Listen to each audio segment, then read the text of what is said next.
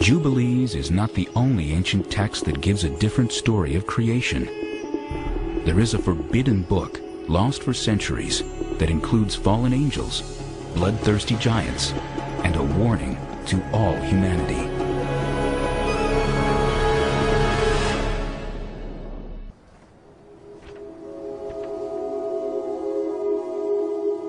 It is an ancient writing filled with divine secrets, dreams, and visions.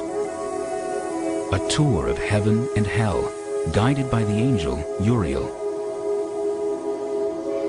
The Book of Enoch is named for the man who the Holy Bible says walked with God.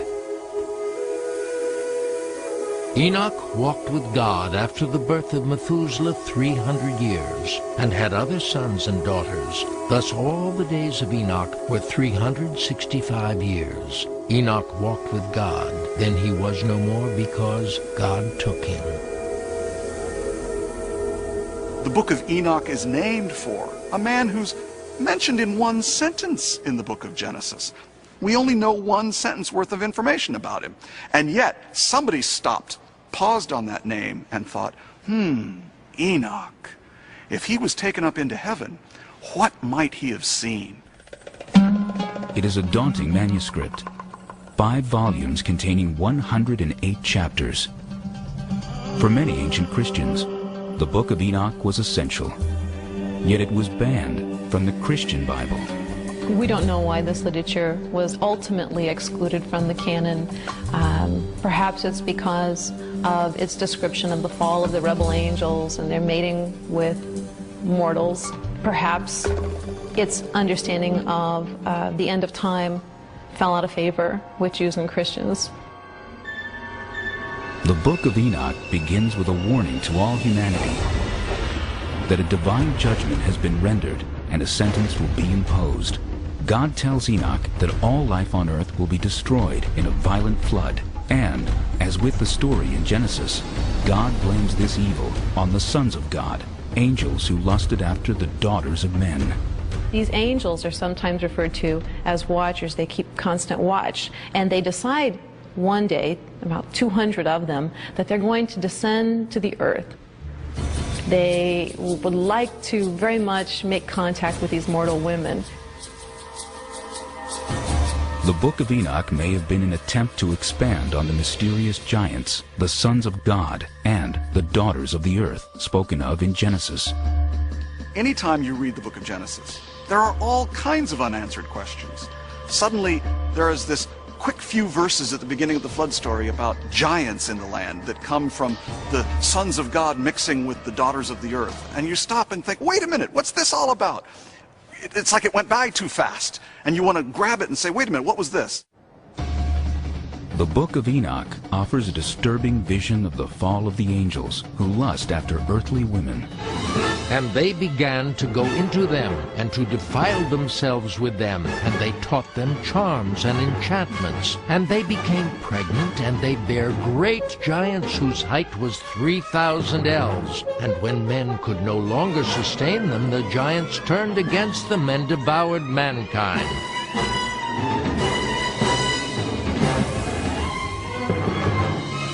That these angels have crossed over this boundary that they shouldn't have. They were spiritual beings, and they were to remain as such.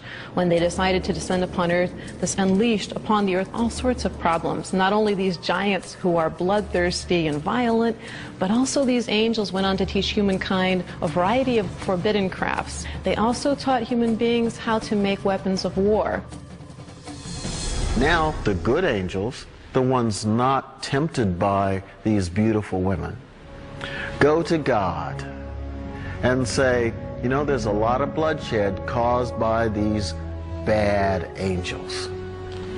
At which point God says we need to bind Azazel, the sort of lead fallen angel, to bind him and to then cast him into a pit. We might think of this as, how do we take care of nuclear waste in the 21st century? You take it out to a part of the world where no one lives, and you bury it as deep as you can. For this community, the angel was like that sort of nuclear waste. Dangerous, volatile. After the rebel angels are cast into the depths of the earth, Enoch has a dream vision. The lead angel, Azazel, begs Enoch to plead their case before God, to petition the Almighty to release them from the depths of the earth. The request for clemency is denied. This version of the fall of the angels was very popular in its day and maintained popularity for centuries to come. When we look at Dante's work on the Inferno, it's largely out of the material in Enoch. When we look at various snips of the New Testament, Enoch seems to be in play. In Corinthians, when Paul talks about women covering their hair so the angels won't be seduced and tempted, it goes back to the fallen angels tradition.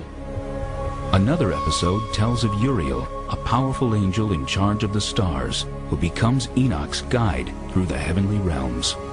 Uriel's name, in fact, means God is my light. And whenever he is described, frequently in relation to God, he is situated to the east of God's throne. This is very interesting. Of course, the sun rises to the east. So this gets us thinking, Uriel, a figure associated with light, perhaps associated in some way with the sun, or the stars, or the idea of these heavenly bodies making their rotations daily. And all these Uriel, the holy angel, who is the leader of them all, showed to me, and their positions, and I wrote down their positions as he showed them to me. And so something is going on here with the stars.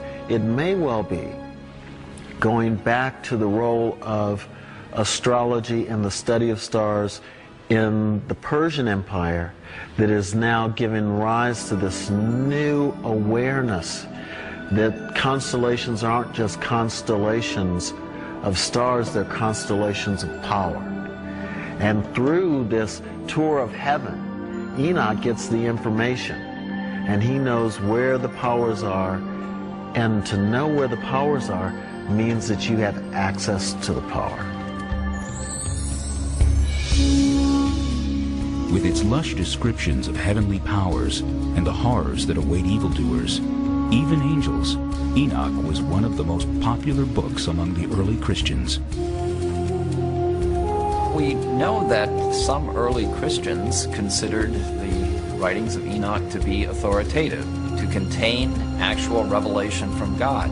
So, because some people thought that, some influential people thought that, the book was used as you would use other books of the Bible. After all, Revelation appears in the New Testament. But Enoch, for reasons that I think are fairly clear, was just considered a little too strange, a little too suspicious, a little too creative, perhaps, for the tradition.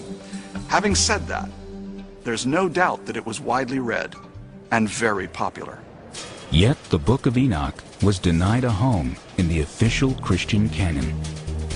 This imaginative tale fell into obscurity until the late 18th century, when a Scottish explorer named James Bruce came upon this mysterious text in Aksum, a city in the Ethiopian highlands.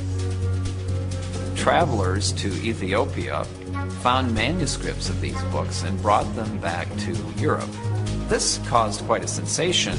I'm aware of scholarly reaction to them. People were excited about having these texts that we knew about only through allusion before this time, or a brief quotation.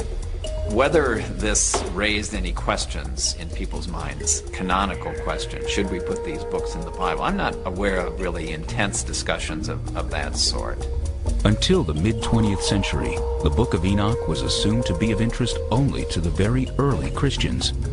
We now know that Enoch was sacred to Ethiopian Christians all along. Part of the reason why this probably became part of their canon is because of the mythic story of the foundation of the Ethiopian monarchy. You have Sheba, who goes to see King Solomon, and the story goes that not only does she bring gifts, she brings a little bit of something back home. She's pregnant with Solomon's son. That son is Menelik. Menelik is the first dynastic king of Ethiopia. He actually goes back and retrieves the Ark of the Covenant from Solomon because Solomon is not taking care of the kingdom properly.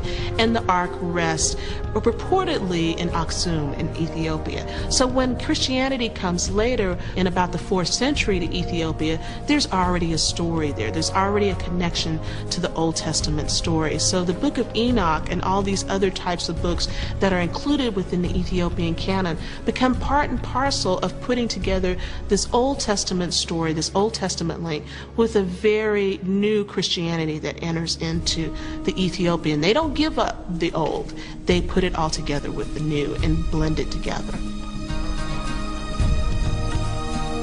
Large portions of the Book of Enoch also were found among the Essene literature, hidden in the caves of Qumran, as part of the Dead Sea Scrolls. Enochic literature was very popular with the inhabitants at Qumran, at least for a while, probably at the beginning of this group's existence at this site. And how do we know it was so popular? At least 11 manuscripts of this text have been discovered. And that's quite a number, especially when we think in terms of what it costs to produce a manuscript in antiquity, in terms of not only the material required, but also the labor. And so sometimes what people are reading and what the leadership in the church actually wants you to understand are two very different things. Today, ancient writings not included in the Bible are being re-examined by 21st century eyes.